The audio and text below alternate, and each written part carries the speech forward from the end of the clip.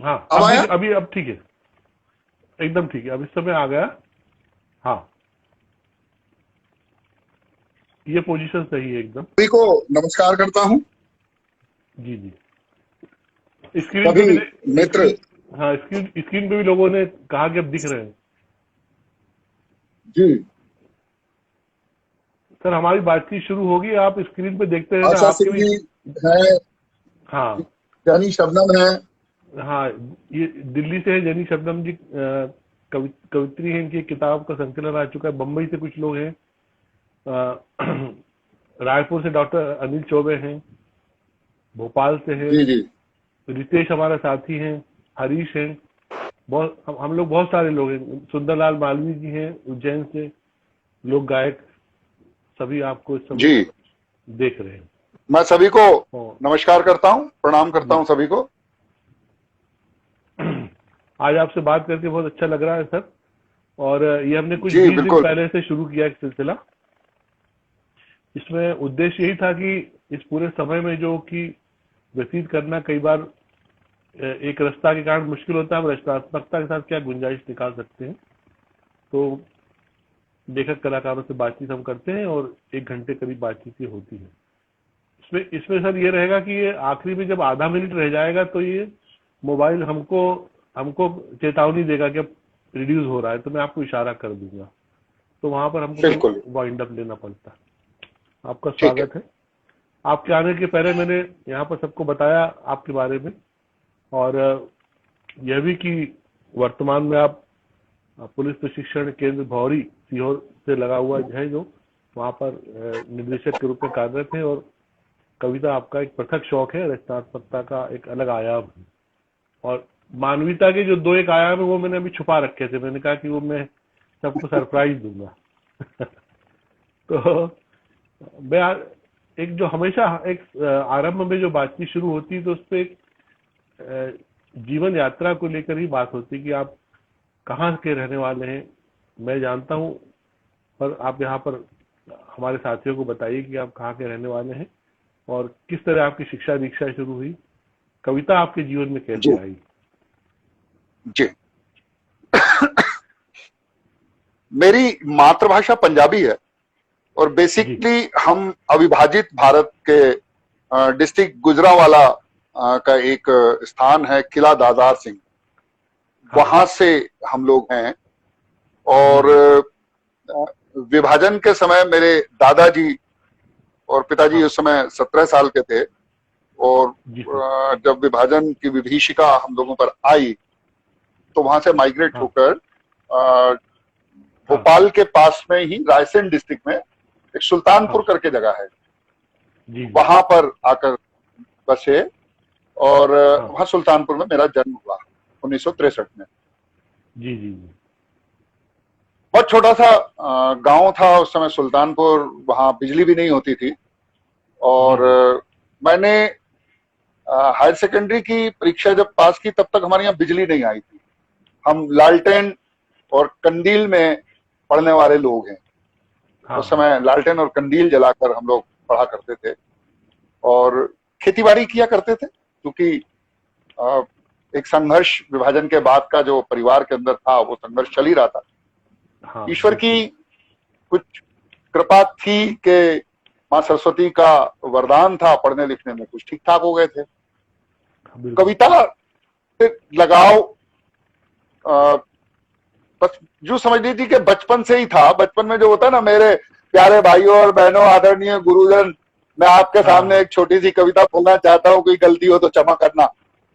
बिल्कुल बस दूसरी बिल्कुल। तीसरी से हाँ हाँ। यहीं से ये शुरुआत हो गई थी, अखबारों वगैरह में या और कहीं जो कविताएं मिलती थी हमारे चाचा जी लिख के दे दिया करते थे तो उसको पढ़ते थे। उस समय इसके बाल सभा बाद होती होगी स्कूल में, एक बाल हाँ, सभा का बाल चलन सभा था होती स्कूल में। 15 बिल्कुल शनिवार के दिन बाल सभा होती थी। हाँ। और 15 बिल्कुल अगस्त बिल्कुल। 26 जनवरी को पुरस्कार मिलता था। तो हाँ, 15 क्या अगस्त बात 26 है। जनवरी को विशेष मौका मिलता था कविता पढ़ने का। तो जी जी अगर जी। मदन मोहन समाज कविता पढ़ रहा था तो फिर प्रथम लाना ही होता हाँ। था। खूब वही मेहनत बात करते थे थी। कविता पढ़ने के लिए। हाँ हाँ।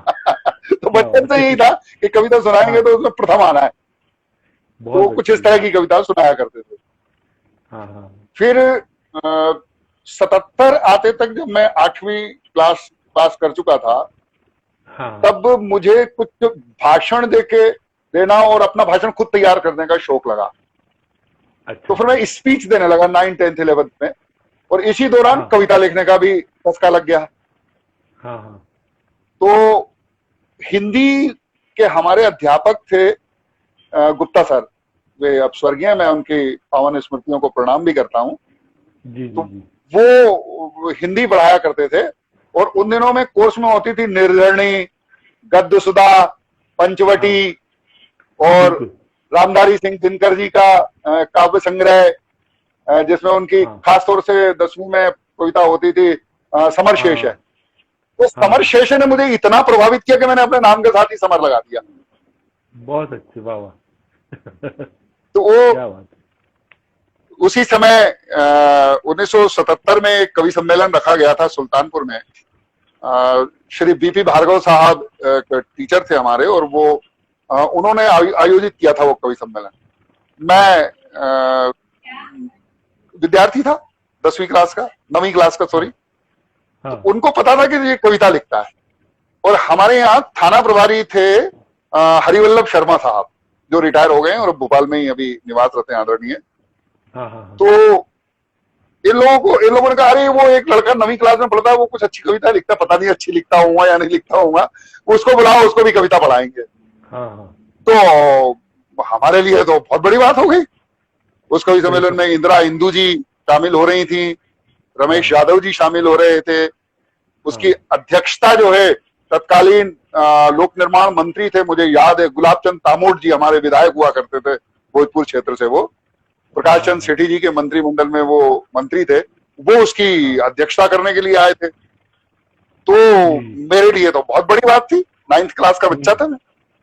मैंने कई बार फेसबुक पे उस फोटो को भी शेयर करा है। तो वो मेरी पहली उपलब्धि थी मंच पर 1977 में। अच्छा, अरे मुझे लगा ये तो बढ़िया, ताली वाली भी मिलती है, वो लोग कविता सुनते भी हैं। पर तब से कविता लिखना प्रारंभ हुआ, और चलता रहा, जिला स्तर पे इधर उधर बुलाया जाता रहा मेरे को। अच्छा भाई और साहब, उसके बाद स्कूली शिक्षा के बारे में जानना चाहूंगा। आपने जैसे बताया कि उस समय गांव में जो स्थिति थी रोशनी को लेकर, तो मुझे लगता है सड़कें वड़कें भी नहीं होती होंगी, तो कितनी दूर जाना पड़ता था? नहीं, सुल्तानपुर में मिडिल स्कूल था। हाँ। और हमारा सौभाग्य था कि जैसे जैसे हम बढ़ते जाते, पहले 8वीं क्लास की परीक्षा गोहरगंज में होती थी, सुल्तानपुर से 30 किलोमीटर दूर। लेकिन जब मैं 8वीं में पहुंचा, उसी साल सुल्तानपुर में भी सेंटर खुल गया, और 9th क्लास उसी साल शुरू हो गई।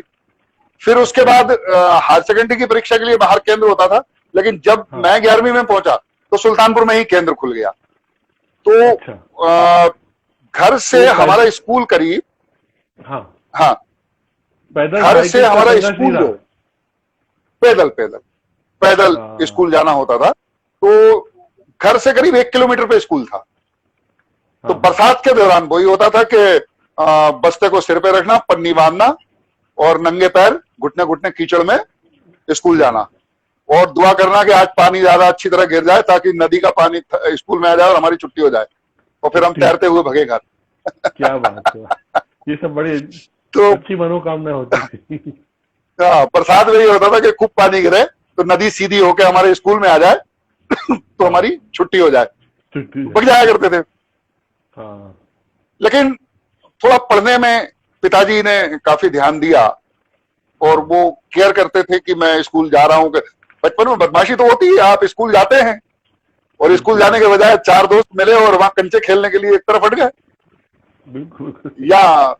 या 2-3 दोस्त मिले, उन्होंने कहा चलो आज तो अमरूद तोड़ेंगे, तो भाग गए अमरूद के बगीचे में, किसी के यहाँ भी जाके धावा बोला, चुपचाप बागड़ के नीचे से छेद करा, चोरी से घुसे, अमरूद तोड़े, और जब तक सामने वाला गाली बककर डंडा लेके आए तब तक अपन उसमें से बाहर। तो ये सारी वो हरकतें जो ग्रामीण बच्चे किया करते हैं, वो बहुत अच्छे से की हमने, और उसका खूब मजा लिया, जो आज के लिए हमारी याद भी है, यादों का एक पिटारा है वो। एक बार मैं आपको एक बड़ा मजेदार किस्सा सुनाता हूँ। जी जी जी। शायद ही किसी के साथ ऐसा हुआ हो। 10 से 5 तक स्कूल लगता था, और हम 2-3 क्लास में पढ़ते थे, कक्षा 3 में पढ़ते थे। हाँ हाँ हाँ दोपहर की छुट्टी हुई, हाँ घर गए खाना खाने के लिए, लौट के आए तो बाहर ही एक हाँ लड़का मिला, उसने कहा ओए तुम, मैं और मेरा एक दोस्त होता था कालू, तो मुझे बोलते अच्छा, थे बिट्टू और उसको बोलते थे कालू, तो बिट्टू कालू की दोस्ती थी, क्या बात पड़ोसी भी थे हम। तो बोले तुम दोनों ना बदमाश हो, तुम दोनों आज स्कूल में देर हो गई तुम्हें आने में, और आज ना तुम्हें मास्टर साहब मारेंगे, तुम आधी छुट्टी में देर हो गई तुम्हें आने में। है। हाँ तुमने कहा मास्टर साहब मारेंगे तो हम स्कूल ही नहीं जा रहे। वहां से हाँ निकले, कंचे खेलने लगे। अब अगले दिन जाने लगे तो उसने फिर कहा कि कल तुम दूसरे टाइम नहीं आए थे, आज मास्टर साहब मारेंगे। अब वो अगले दिन फिर हम मास्टर साहब मारेंगे तो जाना ही नहीं है, कंचे खेलने लगे। 7-8 दिन सुनील जी हम स्कूल ही नहीं गए, घर से निकलते क्या टाइम बात पे कंचे खेलते, और स्कूल जब छुट्टी होती वापस घर पहुंच जाते। आगे बढ़ गए, हाँ आगे बढ़ गए। एक दिन मास्टर साहब ने, मसीह मास्टर साहब हमारे थे और एक मुबारक मास्टर साहब थे, उनको किसी ने बोल दिया कि साहब वो बिट्टू और कालू स्कूल नहीं आते और वो नदी के पास कंचे खेलते हैं। उन्होंने एक अच्छे हाँ हन जो होते थे ना ताकतवर, 2-3 हाँ लड़के भेजे, जाओ उनको उठा के लाओ।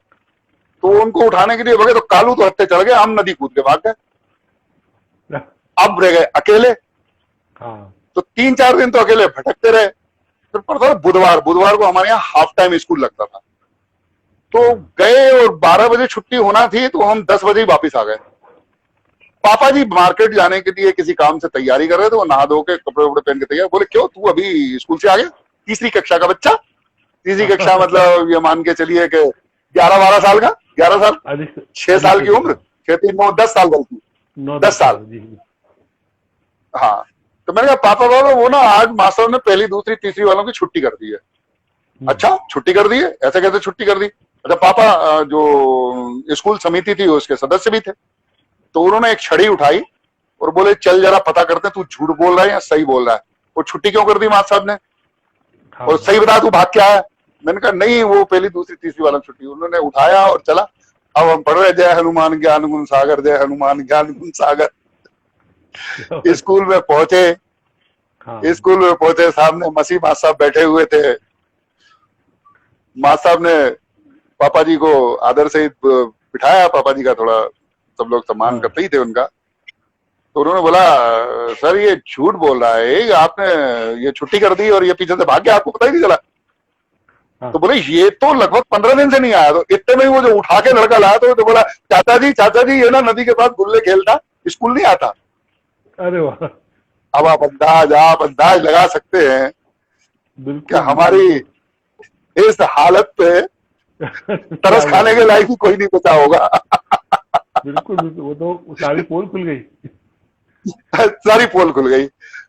लेकिन मैं आपको बताऊं उसके बाद स्कूल के प्रति पापा काफी केयरफुल रहे कि बच्चे के ऊपर किस तरह ध्यान रखना चाहिए। ये हाँ उनकी बड़ी दृष्टि थी। और उसके बाद मैं लगातार प्रथम आता रहा हम्म, और 8वीं में मैं जिला मेरिट में था, और जिसका मुझे स्कॉलरशिप भी मिली 9th 10th 11th में। हम्म। तो ये हमारी ग्रामीण क्षेत्र की पढ़ाई थी। लालटेन से पढ़ने वाले लोग रहे, ये सब बड़ा बिजली का बल्ब हमने मुश्किल नहीं होता, देखा जारी। ये सब बहुत मुश्किल होता है, और इसी में की गई पढ़ाई का महत्व भी है। और मैं बिल्कुल वही बिल्कुल। कहता हूँ कि उस समय की पढ़ाई, और आपने जो बातें जिस तरह से बताई कि उस समय तो मास्टर साहब भी ऐसे होते थे कि वो हफ्ते में 2 बार घर आ जाते थे चाय वाय पीने, तो वो भाई बातों बातों साहब में घर आ जाते थे, कुटाई पिटाई के लिए छड़ी खुद ही बुलवाते थे हमसे कि जाओ तोड़ हाँ, के लाओ, अच्छी अच्छी वाली इसी से संगति। तुम्हारी पिटाई होगी। जी हाँ जी। अच्छी वाली जी। संगति। और बाजार में निकलते में अगर आपके गुरुजी सामने दिख गए तो हाँ 3 बार उन्हें मासब नमस्ते, मासब नमस्ते, मासब प्रणाम बोलना पड़ता था। अगर आपने नमस्ते नहीं करी तो शाम को पापा जी पूछ लेते थे आज तुम जा रहे थे और तुम्हें बद्री मासब दिखे थे, तुमने उनको नमस्ते नहीं करी थी? तो पापा करी तो थी हमने। नहीं नहीं तुमने नहीं करी थी। पापा उन्होंने सुना नहीं होगा, हमने तो नमस्ते करी थी। तो ये जी। स्थिति होती थी। मैं और जबकि मेरा आज मैं और मेरा हाँ आज की स्थिति में हम हाँ, एजुकेशन में आ गए, विद्या में नहीं आए। बिल्कुल सही, आज आज फैकल्टी हो गए हैं, गुरुजी नहीं है अब। बिल्कुल सही कह रहे हैं। आज एजुकेशन सिस्टम में पाठशालाएं नहीं बची हैं, अब शॉपिंग कॉम्प्लेक्स या एजुकेशन मॉल हो गए हैं जिनकी बड़ी बड़ी फीसें हैं। वही वही, ये हो गया है। तो और उस समय बिल्कुल की तो खैर बात ही और थी, मैं जैसे मैं अब आपने भी शायद एक आध बार ऐसा किया हो। मैं और ये संजय मेरा बचपन का दोस्त था, हम दोनों जब चेचक का टीका लगता था तो हम आधी छुट्टी से घर भाग जाते थे, फिर नहीं आते थे। ये बिल्कुल बिल्कुल, जैसे मालूम पड़ा टीका लगाने वाले आ रहे हैं। हाँ, तो फिर घर घर से टीका लगाने वाले आ रहे हैं, वो बिल्कुल बिल्कुल बिल्कुल, ये हम भी करते थे ऐसे। क्योंकि उसका 3 दिन बुखार भी आता था ना उसमें सर। बिल्कुल, चेचक का टीका और टीके वाले और भी आते थे, और भी इन्फेक्शन जब होता था। हाँ, बीसीजी का तो टीका ये सब होता था, तो बच्चों को लगता था। जी जी जी जी, तो उसमें 3 दिन फीवर बिल्कुल आता था, तो हम लोग उससे नहीं आते। वो पता नहीं अजीब सा वो सीटी टाइप बजती थी और वो ऐसे छेद के लगाते थे वो, तो वो देखी रूह कांप जाती। बिल्कुल। फिर बड़ी कवि सम्मेलन की जर्नी फिर किस तरह आगे मंच में? कवि सम्मेलन में क्या हुआ कि मैंने जैसे आपको बताया कि 77 में मैंने पहली बार कविता पढ़ी। हाँ हाँ। बरेली में गज्जे भैया, प्रभुदयाल खरे गज्जे भैया कवि हैं, आप जानते भी होंगे उनको। हाँ। वो उस समय हमारे रायसेन जिले के बड़े प्रसिद्ध कवि हुआ करते थे। जी जी। बुंदेली में पढ़ते थे। हाँ। नीलकंठ महाराज नीले रहियो, हमारी बात भगवान से जा कहियो, जा रहा हो ससुराल तो इतनो कहियो। ये उनकी कविताएं होती थी और लोग बड़ा आनंद लेते थे। आनंद श्रीवास्तव साहब जो भी एक्सपायर हो गए विदिशा के, हाँ। जगदीश श्रीवास्तव साहब विदिशा वाले जी, आपके, निसार मालवी साहब, हाँ, एक हाँ हरिओम गुरु करके होते थे, यही हमारे लोकल वो थे, वो हास्य के अच्छे कवि होते थे। तो कवि सम्मेलन में हरिवल्लभ शर्मा साहब हमारे थाना प्रभारी होते थे, तो कवि सम्मेलन करवाया करते थे। बीपी भार्गव साहब हमारे शिक्षक थे, उनको कविताओं का शौक था तो वो भी कविताएं पढ़ते थे। एक और हमारे शिक्षक स्वर्गवासी हो चुके हैं, डीपी चौबे साहब, तो ये लोग कवि सम्मेलन कराया करते थे। अच्छा अच्छा। तो स्थानीय रूप से मेरा प्रतिनिधित्व रखते थे। तो अब एक आध बार कविता पढ़ी तो चस्का लगी जाता है, अपनी डायरी लेके पहुंच गए कि कोई ना कोई तो बुला ले भैया मंच के ऊपर कविता पढ़ने के लिए, तो आगे की लाइन में बैठ जाते थे। तो हमारे थाना प्रभारी हरिवल्लभ शर्मा जी, मोला आईते जो अच्छी कविता पढ़ता, चल ये भी एक कविता सुनाएगा, तो वो हमें मंच पे बुला लिया करते थे। तो ये सिलसिला यहाँ से शुरू हुआ। फिर गज्जे भैया ने पहली बार मेरे को 51 रुपए की 51 रुपए के मानदेय पे बरेली में कवि सम्मेलन करने के लिए बुलाया, बरेली का कवि सम्मेलन। अच्छा। ये 79-80 की बात होगी। तो 51 रुपए का उन्होंने मुझे मेहनताना दिया, तो मुझे तो बड़ा अच्छा लगा।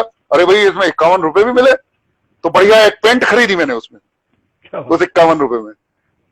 आने जाने का किराया 8 रुपए लगा बरेली का बस का, और शेष में एक पैंट का पीस खरीदा, टेलर से सिलवाया। उस समय रेडीमेड तो होते नहीं थे। तो उस समय बस ये था कि कविताएं वीरस की और देशभक्ति की ओर, जैसे कि शुरू से मेरा रुझान था वीरस की कविता का, तो वो वीरस की कविताओं की ओर मेरा रुझान रहा। तो उस पर ताली वाली खूब बजती थी। अब संघर्ष चल ही रहा था, खेती करते थे। इधर हायर सेकेंडरी एजुकेशन पूरी करने के बाद भोपाल के हमीदिया कॉलेज में एडमिशन लिया। तो उसमें भी ऐसा होता था कि कभी कभार ही कॉलेज आना होता था, ज्यादातर तो सुल्तानपुर रह के खेती देखना होती थी, और कवि सम्मेलनों में चले जाया करते थे कभी कभार। तो मिल जाते थे, कभी 100 रुपए मिल गए, कभी 50 रुपए मिल गए कवि सम्मेलन के। तालियां खूब मिलती थी, मगर जैसी अभी मिलती है वैसी तालियां मिलती थी। तालियों में कभी कोई कभी नहीं आती थी। अभी भी आपने जैसी तालियां अभी मिलती है वैसी तब भी मिलती थी। वही मैं तो ये एक नशा चढ़ता था। उस समय की कोई कविता सुना दीजिए ना फिर, जो उस समय पढ़ते थे, बहुत पॉपुलर। उस समय की मेरी एक कविता बहुत अच्छी थी कि मैं अखंड भारत का, चूंकि नया वो स्थिति ये रही थी कि हम विभाजन से प्रभावित थे। घर पे वो चर्चा होती थी, माँ पिताजी दादाजी सब वही चर्चा करते थे कि मुझको नेहरू का टूटा देश नहीं, मुझे भगत सिंह का हिंद चाहिए, मुझको गंगा यमुना से संतोष नहीं, मुझे मानसरोवर सिंध चाहिए। ये कविता उस समय पढ़ता था मैं, और मेरे इंटरव्यू में भी ये कविता मैंने सुनाई। जब सब इंस्पेक्टर का इंटरव्यू हुआ मेरा, तो उस समय SN चतुर्वेदी साहब हमारा इंटरव्यू ले रहे थे। तो उसमें मैंने लिखा था कि साहित्य लेखन। तो उन्होंने प्रश्न किया कि साहित्य लेखन में क्या करते हैं आप? तो मैंने कहा कविताएं लिखता हूँ। तो बोले कविताओं लिखने में क्या करते थे? एक आध बार आकाशवाणी से भी प्रसारण हो गया था, एक आध बार धर्मयुग से कविता छप चुकी थी, वो थोड़ी अलग टाइप की कविताएं थी, दोहे वगैरह थे उस समय, तो धर्मयुग ने छाप दिए थे। पराग वगैरह में बाल कविता एक आध छपी थी, तो मैंने वो कटिंग वटिंग रखे हुए था, तो मैंने बताया, मैंने कहा साहब ये इस तरह से, और तो बोले अच्छा एक कविता सुनाओ। तो जब मैंने उनको ये कविता सुनाई तो फिर उनके प्रश्न थे कुछ के ये तो कैसे संभव है कि आपको मानसरोवर सिंध, तो मैंने कहा साहब संभव हो या ना हो कवि की कल्पना है, और कवि के नाते मैंने इसको लिखा है। 22-23 साल की उम्र में जब मैंने ये जवाब दिया तो मेरा पूरा इंटरव्यू जो है वो हिंदी लिटरेचर पे आके पॉइंटेड हो गया, और हिंदी लिटरेचर मेरा सब्जेक्ट था। तो पूरा का पूरा इंटरव्यू हिंदी लिटरेचर के ऊपर इतना बढ़िया हुआ कि कैन यू बिलीव, मैं प्रथम बार में जिन लोगों ने एग्जाम दिया था सब इंस्पेक्टर का, उनमें मेरा पहला नंबर आया था सिलेक्शन में। मैं टॉपर था। मुझसे पहले 3-4 लोग जो थे वो 3-3, 4-4 बार परीक्षा दे चुके थे, लेकिन फर्स्ट अटेम्प्ट वालों में मैं पहली बार सबसे टॉपर था। तो एक ही बार में मेरा सिलेक्शन हो गया इधर। क्या बात, वाह। तो बस जो इधर आए तो फिर बस इधर आके जम गए।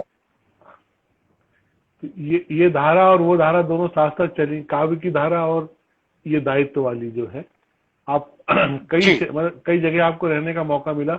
मुझे विशेष रूप से मुल्ताई, बैतूल का याद है, पर और भी राजगढ़ वगैरह भी रहे आप शायद? नहीं, मैं शाजापुर डिस्ट्रिक्ट में बहुत रहा हूँ। अच्छा। मेरा जो प्रोबेशन पीरियड है, शुरुआत जो है वो शुजालपुर से है। अच्छा। तो शुजालपुर, अकोदिया मंडी, सलसलाई, कानड़, नलखेड़ा, बड़ौद, फिर वहां से चला गया मैं धार। धार डिस्ट्रिक्ट में रहा। धार डिस्ट्रिक्ट में बहुत रहा मैं। धर्मपुरी रहा, पीथमपुर थाना प्रभारी रहा, अपना थाना प्रभारी तिरला रहा, गंधवानी रहा, फिर उसके बाद में खंडवा में पंधाना थाना प्रभारी रहा, फिर उसके बाद में हरदा में। तिरला धार में कब रहे, किस सन में? तिरला मेरा बहुत लंबा कार्यकाल, मैं 4.5 साल लगातार वहां थाना प्रभारी रहा, 96 से 2000 तक। अच्छा, हाँ ठीक है। हाँ, 1996 से 2000 तक। वाह। उसके पहले मैं 94 में धर्मपुरी थाना प्रभारी रहा, पीथमपुर थाना प्रभारी कुछ समय रहा। हाँ। तो हमारे पिताजी की पोस्टिंग रही वहां पर बीडीओ के रूप में, तो मुझे सरदारपुर याद है, तिरला याद है, कुक्सी याद है। अरे वाह वो काफी पहले रहे होंगे। हाँ, और पहले की बात है वो। मैं फर्स्ट ईयर सेकेंड क्या सुनना, अवध नारायण मिश्रा करके उनका नाम रहा। तो वो जी। वो वहां पर मेरे फर्स्ट ईयर सेकेंड ईयर में वो वहां पर चले गए थे। तो उस समय भोपाल अलीराजपुर एक ही बस चलती थी, जो यहाँ से आने जाने की एक ही सुविधा थी। जी, बिल्कुल। मैं जब पहली बार 94 में गया था धार, तो बड़वानी से एक बस के माध्यम से बड़वानी बस जाती थी, इंदौर बड़वानी बस। तो इंदौर बड़वानी बस जो है वो गंगवाल बस स्टैंड से हमें मिलती थी, उससे हम धार पहुंचे। बल्कि उनके एक मित्र थे, वो धर्मपुरी में वीडियो रहे थे वो बाद में, वो मिश्रा जी वो हमारे बहुत अच्छे मित्र हैं। उनकी बेटी के हस्बैंड की शायद कुछ बाद में प्रॉब्लम है ना? हाँ, बड़े पेट वाले मिश्रा जी थे ना। उनके बहुत अच्छे, बाद में गंधवानी भी रहे हैं वो। हाँ, दयाशंकर मिश्रा ऐसा कोई तुम नाम रहा होगा। जी। मेरे कार्यकाल में मैं जब धर्मपुरी था तब वो वहीं धर्मपुरी में थे, और जब मैं गंधवानी रहा तो वो भी गंधवानी में रहे। हाँ, बिल्कुल। वो सरदारपुर पापा के सीओ थे। वो मुझे वो उस समय का याद है। धार में वो जो ऊसल बड़ा तेज मिर्च का जो मिलता है, वो पोहे के साथ, हाँ, प्राण निकल जाता है। मिर्च पकोड़ा, मिर्च बड़ा। हाँ, कमाल। मिर्च बड़ा होता है, बड़ा मशहूर था। ट्राइबल एरिया बहुत मजा आया। मैं तो ऑप्शनल ही रहा, और मैं विशुद्ध रूप से शाकाहारी व्यक्ति हूँ। मतलब मेरा अपने सिद्धांत में आप जानते ही हैं कि मैं किसी भी तरह के नशे से दूर रहता हूँ। मैंने आज तक कभी अपने जीवन में शराब का स्वाद या नॉन वेज वगैरह कभी नहीं लिया। मैं शुद्ध शाकाहारी व्यक्ति हूँ, और वहां मैं ऑप्शनल ही रहता था। और मेरा ये रहता था कि मैं ट्राइबल एरिया में ही रहूं। जैसे धर्मपुरी भी ट्राइबल था, तिरला वो ट्राइबल था, गंधवानी ट्राइबल था, थोड़ा बहुत। मतलब पीथमपुर रहा तो मैं बहुत थोड़े समय पीथमपुर रहा, मेरे को पीथमपुर अच्छा ही नहीं लगा। तो वहां में ट्राइबल कल्चर जो है उसमें जाने के लिए, उसको जानने के लिए 4-4, 5-5 दिन सुदूर जंगल के गांव में रहता था। जामदा, भूतिया, इंद्रिया, और जो बिल्कुल डेंस ट्राइबल गांव थे, ना कुछ नहीं मिलता था, बस लंगोटी वाले लोग और तीर कमान वाले खतरनाक लोग रहते थे, बस वहीं रहता था और उनके बीच ही रहता था, 5-5 7-7 दिन रहता था। उस समय बड़ा रिस्क था, वो लोग बहुत मारपीट करके लूट लेते थे। और अभी भी उनको अगर अपन, उनका ये अभी भी है। उद्देश्य होता था और कि उस समय मैं मतलब सुनील जी एक मारपीट चीज, करके लूटना। अब बिल्कुल बिल्कुल, वो केशवी घाटी, हाँ माछलिया घाट, बाग का रास्ता, पूरा सरदारपुर से बाग जाने का जो रास्ता है वो पूरा हाँ उसी तरह से प्रॉब्लम वाला हाँ, था।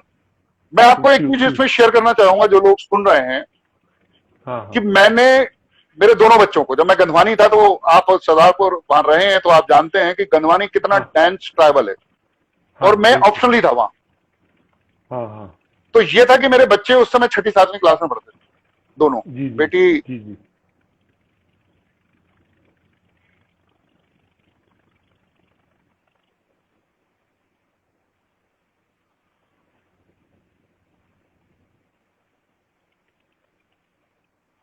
अब नेटवर्क ने कुछ खेल दिखाया है सर। हाँ, अब आ गए। तो वो मैंने मेरे बच्चों को वही ट्राइबल्स स्कूल में टार पट्टी पर बैठाल कर ही पढ़ने के लिए प्रेरित किया। हाँ थाना प्रभारी के रूप में लोग बोलते थे, अरे साहब आप इनको धार भेजो, अरे साहब आप फलानी जगह पढ़ाओ, आप फलानी जगह पढ़ाओ। घर के लोग बोलते थे बर्बाद कर रहे हो हाँ बच्चों को। मैंने कहा नहीं, इनको जीवन की सत्यता समझने दो, इनको शिक्षा लेने दो, समझ एजुकेशन गए। से मुझे मतलब नहीं, शिक्षा लेने दो। मैं आपको हाँ बताऊंगा कि मेरी वही बेटी जो ट्राइबल्स में टार पट्टी पर बैठकर पढ़ी है, हाँ वो 2007 की एमपी टॉपर है फाइन आर्ट की, हाँ और मुंबई जेजे स्कूल से उसकी रैंक ऑल इंडिया 1 रैंक में उसने एडमिशन लिया था। और ये आप जो पीछे पेंटिंग देख रहे हैं मेरे घर पे, ये उसने बिटिया 9th की में बनाई। बनाई थी। हाँ, ये 9th क्लास में जब पढ़ती थी तब हाँ बनाई थी। ये मेरे बेटे की पेंटिंग है, हाँ। जो आप आज आपकी उसका अपना खुद आपकी का प्रोडक्शन हाउस है। आपकी बच्ची जो है हमारी बहन बेटी की भी दोस्त है, ये दोनों सहेलियां हैं आपस में। बिल्कुल बिल्कुल बिल्कुल, दोनों बहुत अच्छी फ्रेंड हैं। वो भी और पेंटिंग उसकी करती है। शादी में गुड़िया आई भी थी, उसके विवाह के हाँ समय हाँ, आई थी गुड़िया। आपकी तो बेटी भी हाँ आई थी ना मुझे आपके साथ में, तो हाँ बिल्कुल बिल्कुल बिल्कुल। वही। तो वो ये है। आज और टाइम्स ऑफ इंडिया की क्रिएटिव क्रिएटिव स्टूडियो हेड है। तो मतलब जीवन को आप हाँ नीचे जमीन पर बैठ के देखिए, सही कह रहे हैं बिल्कुल। तब आप सही तरीके से उसका लाभ ले पाएंगे। ये बात सही कह रहे हैं। तो मैं आज वो इसीलिए ये जी सब बच्चे, और दूसरा वो हमेशा मतलब मुझे उस तरह से नहीं, पर मैं एक संवेदनशील पक्ष की तरह मैं जरूर वो चर्चा करना चाहूंगा कि जैसे मुझे पवन जैन सर ने बताया था, मुझे पहले नहीं पता था कि आपकी और भी बेटियां हैं जिनको आपने उसी बराबर की शिक्षा दी, और उनके भविष्य को लेके भी आपने उतनी चिंता की। उनके बारे में बताइए, संक्षेप में मेरी बताइए। 4 बेटियां। इधर आओ श्रद्धा, हाँ इधर आओ ऋतु, इधर आओ, मैं आपको मिलाता हूं उनसे। हाँ। ये ये नमस्ते करो। हाँ, ये श्रद्धा है, नमस्ते बेटा। हाँ ये नवोदय स्कूल में है बिल्कुल। और 10th में है इस साल, हाँ 10th की परीक्षा दी है इसने। और ये ऋतु है, हाँ हाँ, ये इस साल 10th में गई है। Good good. नमस्ते बेटा। ये और हाँ चित्रा इस समय वहां बैतूल में है, बैतूल के हॉस्टल में है वो। हाँ हाँ और हेमा है, हाँ एक बेटा अमन है। हाँ। तो ये सब तो मेरे बच्चे हैं। वही वही वो ये एक पक्ष बड़ा मुझे लगता है कि वास्तव में संवेदनशीलता क्या चीज होती है, उसको को कह ये तो अमन नहीं है, होती, इधर आओ, वो मैं वो अमन से मुलाकात कराता हूँ आपको। ये हाँ ये अमन है, हाँ नमस्ते करो। और ये भारत भारती बैतूल में इस समय पढ़ रहा है, 10th की हाँ परीक्षा दी है। और ये स्कूल लेवल की मार्शल आर्ट में ऑल इंडिया कांस्य पदक विजेता है। अच्छा अच्छा। इसने इसने कांस्य पदक जीता है ऑल इंडिया लेवल पर, मार्शल आर्ट हाँ हाँ, में, स्कूल लेवल पे। कमाल कमाल कमाल। वाह, जी ये देखिए सबको किसी ने नमस्ते भेजा है। शोभना जी, जी। शोभना जी इस कार्यक्रम को देख रही हैं। शोभना जी। हाँ, शोभना राधाकृष्ण जी गांधी कथा कहती हैं, अच्छा और पूरे अच्छा। देश में अनेक जगहों पर उदाहरण के साथ सोदाहरण व्याख्या जब वो गांधी कथा मैं कहती हैं तो लोग सम्मोहित होकर सुनते हैं। अनेक राजभवनों में और कुछ अनेक देशों में आप जी गई जी। हैं। आपका बचपन गांधी जी के अच्छा। आश्रम में व्यतीत हुआ है। आपके पिता अरे गांधी जी वाह, से क्या जुड़े बात हैं, है, उन्होंने क्या सबका बात है, नाम क्या लेके बात उनको अपना स्नेह भेजा है। है। तो बिल्कुल, मैं, मेरा प्रणाम है उन्हें, और सारे बच्चों की तरफ से उनको प्रणाम है। तो बहुत अच्छा और लग रहा है आज आपसे बात करके। अच्छा, मैं लगे हाथ उनसे मिल लूं जो एक और सरप्राइज है। आपका तोता जो हमेशा आपके टुन्नू, साथ कहाँ है रहता है हर टुन्नू को लेके? वक्त। अभी देखो बाहर घूम रहा हो वो। ये एक हमारे सब मिनट, सुन बैठे हाँ, रहने, हमारे बैठे सब रहने, बैठे रहने, बाहर बैठे रहने। ये हम देखिए, हाँ ये अभी शाम का समय है तो इनको घूमना है, हाँ तो ये बैठे हुए हैं अभी। आइए, अभी ये बाहर घूमने के हाँ हाँ, ये देखिए। हमारे सभी हाँ, सभी ये मित्र देखो, मित्र ये देखो, देखेंगे। ये देखो, हाँ ये आप सबसे लाड़ जता रहा है ये। हाँ हाँ सुनील जी, जैसे मैं सभी को बताना चाहूंगा कि हाँ हाँ, पूर्ण स्वतंत्र तोता है, ये कभी बंधक नहीं रहा है। वही मैं कह ये रहा हूँ कि आपके साथ हमेशा, पूजा करता है, नाश्ता करता है, बिल्कुल बिल्कुल, लंच और डिनर ये करता है। पूरा, और इसके दोस्त जो आते हैं तोते, हाँ हाँ उनके साथ उड़ जाता है, चला जाता है, खेलता है, ऑफिस में जाता है। ये पूरा क्षेत्र जो है, हाँ ये हाँ सारा इसका है। ये हाँ एकेडमी में, पूरी एकेडमी में घूमता फिरता है, हाँ। और 15 साल का ये है अभी, और ये 15 साल से ये इसी तरह। हाँ, ये इनको महाराज को कोई वहाँ बैतूल में कोई ले भी गया था, अपहरण भी हो, किडनैपिंग भी हो चुकी इनकी। जी जी, ये आप खुले घूमते थे तो इनकी किडनैपिंग हो गई। इनको एक सज्जन किसी तरह इनसे दोस्ती करके, और इनमें ये भी उनकी दोस्ती में फंस गए, हाँ और ले जाके इनको 20 किलोमीटर दूर पिंजरे में बंद कर दिया। अब हमारी तो हालत खराब हो गई। तो फिर सही हमने बात। इसको खोज के लाने वाले, इसकी सूचना देने वाले के लिए 5,000 रुपए का पुरस्कार घोषित किया। हाँ हाँ हाँ, तो उस क्या बात। पुरस्कार घोषणा के बाद वो हाँ इनका पता चला, तो हाँ फिर हम लेके आए इनको। तो ये इतने व्याकुल थे पिंजरे के अंदर कि हाँ, जब मैं पहुंचा तो ये इतना उतावले हो गए कि मुझे समझ में नहीं आया। चूंकि मैं खुद भी बहुत परेशान हो गया था। देखो, हाँ बता रहे हैं, हाँ, अपनी बात बता रहे हैं, तो इन्होंने खुद ही उसका ढक्कन बताया कि यहाँ से खोलो, यहाँ से खोलो जल्दी से। ये देखिए, ये बता रहे हैं आपको। उसको ये याद है, देखिए, हाँ हाँ हाँ सौभाग्य। हाँ हाँ, अरे बिल्कुल बिल्कुल बिल्कुल। तो ये इनकी दर्दनाक कहानी है। तो ये बोलते हैं, इस संबंध में बात करो, तो वो जरा थोड़ा सा मतलब अपना रिएक्शन दिखाता है। वो इमोशनल हो जाता है, भावुक।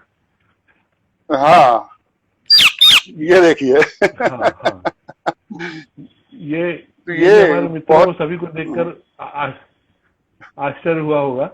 ये सब ऐसा संसार है समर जी का कि जिसकी आप कल्पना कभी कर नहीं सकते हो। मैं ये जो खाना खाता है, हाँ तो इसकी बाकायदा थाली लगती है, हाँ और थाली लगने के बाद ये उसके साथ उसमें खाना खाता है। ये इस तरह से नहीं है कि आप इसको कभी भी कुछ दे दो तो खा ले। बाकायदा दाल, रोटी, सब्जी, अचार, सलाद, पापड़ सब लगेगा इसका, और सब चीजें पूरा खाएगा थाली। वो, जितनी खा सकता है कमाल होता। आप कुछ पूछ रहे थे?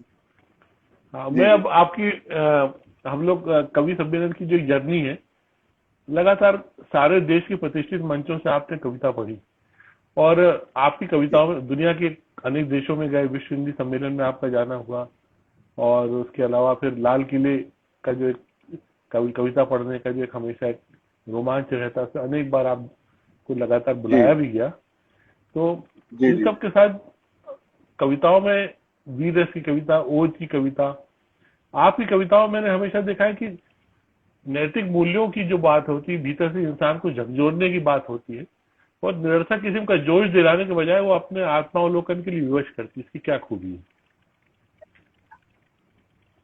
सुनील जी, मेरा ये मानना है कि कविता जो हो, वो कविता होना चाहिए। आप देखिएगा गीता में 8वें अध्याय के 9वें श्लोक में जी भगवान कृष्ण ने एक जगह इस्तेमाल किया कविम, कविम पुराणिम अनुशासतरेम अणु अणुसाम अनुस्मरेत। कवि कौन है? वहां भगवान अर्जुन से कह रहे हैं कि कवि जो सर्वज्ञ, जो पुरातन है, जो अनुशासित है, जो अणु के बराबर अणु है और अणु से भी अणु के अंदर समाया हुआ है, वो ईश्वर है।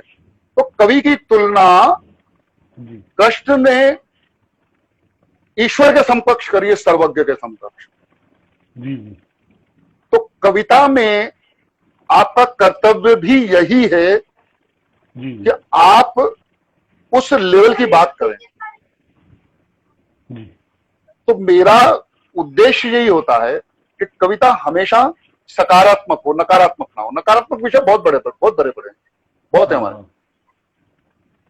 तो सकारात्मक कविता होगी और वो आपको आगे बढ़ने के लिए आपको मोटिवेट करे, आपको जीने की तमन्ना दे, आपको आपके स्वाभिमान को जागृत करने की शक्ति दे, तब वो कविता है। बाकी युद्ध कविता तो होती हैं, अपनी जगह पर होती हैं, लेकिन बेसिकली चीज ये है कि कविता को जी हमने कि होंगे वो सूखे पत्ते उड़ जाएं झोंकों में, तुम आंधी से विद्रोही बनकर लड़ना। आप सुना दीजिए, आप एक कविता सुना दीजिए। हाँ। होंगे वो सूखे पत्ते उड़ जाएं झोंकों में, तुम आंधी से विद्रोही बनकर लड़ना सीखो। हाँ। वो निर्बल टूटी पतवारें हैं जो तट पर डूबे, तुम धारा को चीर चीर कर बढ़ना सीखो। तुमको चट्टाने क्या रोकेंगी, तुम झरने निर्बाध गति के, जीवन पथ पर मिल जाते हैं ठोर ठिकाने लाभ क्षति के। इन्हें देखकर नहीं चहकना नहीं बहकना, मत रुक जाना, आह्लादों या अवसादों में कहीं ठहर कर मत सो जाना। रुकना तो उनको आता है जो थक जाते हैं, तुम काल चक्र साथ चलना सीखो। होंगे वो सूखे पत्ते उड़ जाएं झोंकों में, तुम आंधी से विद्रोही बनकर लड़ना सीखो। अब इसका ये बंद देखिएगा कि वे कृति विकृति होती है, विकृति होती है जो मगन हुए बिन गढ़ी गई है। हार उसी लड़ाई में जो आधे मन से लड़ी गई, बिन कलश धरे जो लौट गया। अधूरा काम, आधा ये आधा वो, बिन कलश धरे जो लौट गया, उसका निर्माण अधूरा है नींव युगों तक पूज्य वही, जिसके सिर बंधा कंगूरा है। वो माटी के मादू हैं जो ढलते हैं दूजे के सांचों में, तुम अपने को खुद गढ़ना सीखो। होंगे वो सूखे पत्ते उड़ जाएं झोंकों में, तुम आंधी से विद्रोही बनकर लड़ना सीखो। और अब इसका ये बंद देखना, बड़ा महत्वपूर्ण बंद मानता हूं मैं इसको। लोहे को गलाने के लिए सबसे ज्यादा ताप बिंदु चाहिए होता है जी। तो प्रयोग देखिएगा, वह ताप बिंदु क्या जिसने लोहे को कर दिया तरल ना हो। हाँ। विषधर को धार सका वो क्या, खुद जिसके कंठ गरल ना हो। जिसने पगधार धरा अपने, जिसने पगधार धरा अपने, ध्वज को स्थिर अक्षुण्ण किया, उसने ही सूर्य चंद्रमा की तेजस किरणों का पुण्य पिया। खो गया अंधेरों में वो ही जिसको तपने से परहेज रहा। तुम ताप बिंदु सा, तुम तेज पुंज सा जलना सीखो। होंगे वो सूखे पत्ते उड़ जाएं झोंकों में, तुम आंधी से विद्रोही बनकर लड़ना सीखो। और इसका एक अंतिम बंद बड़े महत्वपूर्ण, उसमें मैं समाप्त करता हूं इस कविता को। बरसाती नाले, अहंकार छोड़िए, किसी दूसरे के दम पर उछलना छोड़िए। बरसाती नाले वर्षा के दम पर तट की मर्यादा तोड़ा करते हैं, फिर छोटे छोटे व्यवधानों से डर अपने पथ मोड़ा करते हैं।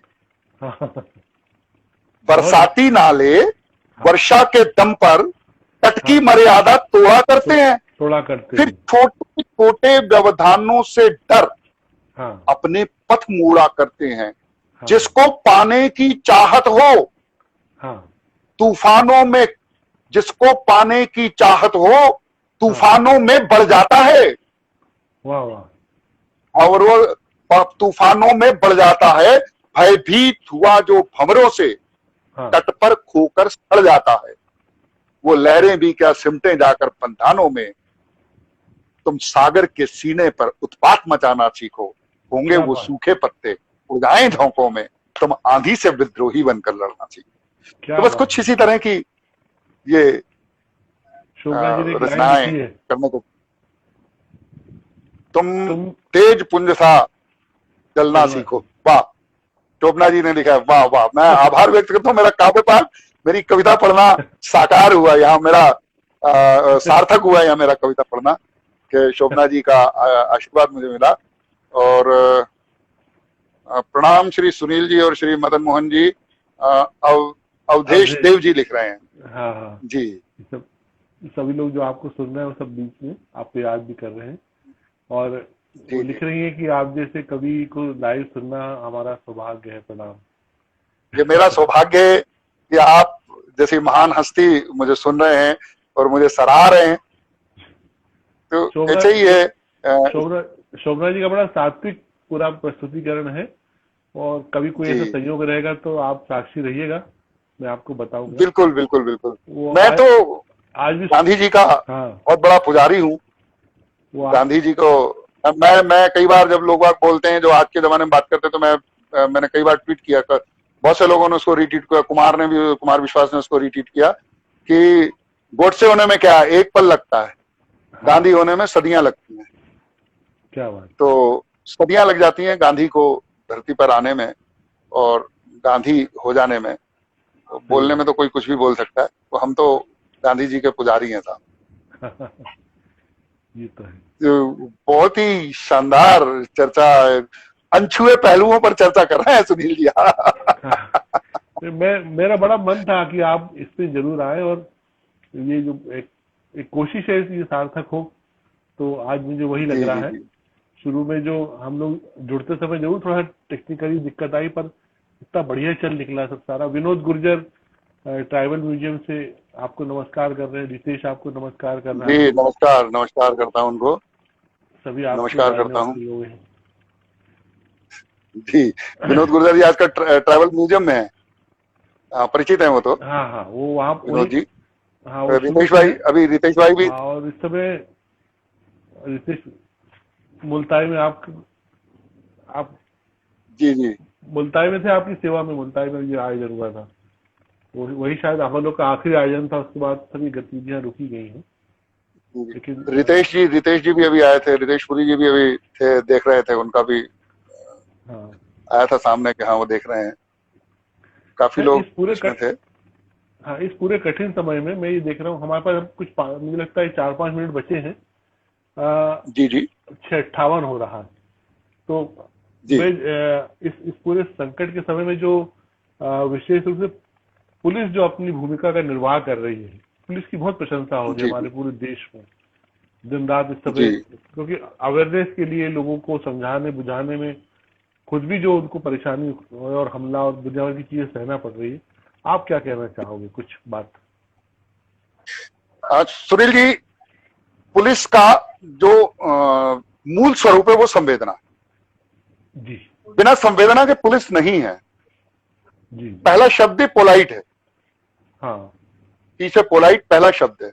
हम अभी हाँ प्रशिक्षण संस्थान में हैं और यहाँ जो नए अधिकारियों को हम तैयार कर रहे हैं, तो हाँ अभी हाँ पवन जैन साहब हमारे महानिदेशक हो गए हैं प्रशिक्षण के। हाँ, ये भी पवन बहुत सर, बड़ी बात हाँ है इस समय नए हमारे ट्रेनीज के लिए भी, हम लोगों के लिए भी, कि मध्य जी प्रदेश जी में निश्चित रूप से ट्रेनिंग का स्वरूप बिल्कुल बदल जाएगा। और जी आज की परिस्थितियों में पुलिस का जो मूल स्वरूप है वो आपके सामने आया। आप देखिए, सिंगस्त में कंधे पर एक बुढ़िया को ले जाती हुई पुलिस आपको मिलेगी। एक्सीडेंट के हाँ किसी भी स्थान पर पुलिस अपना कपड़े बिल्कुल सने हुए और उसको गोदी में उठा के हॉस्पिटल ले जाती हुई मिलेगी। तो पुलिस हमेशा संवेदनशील रही है।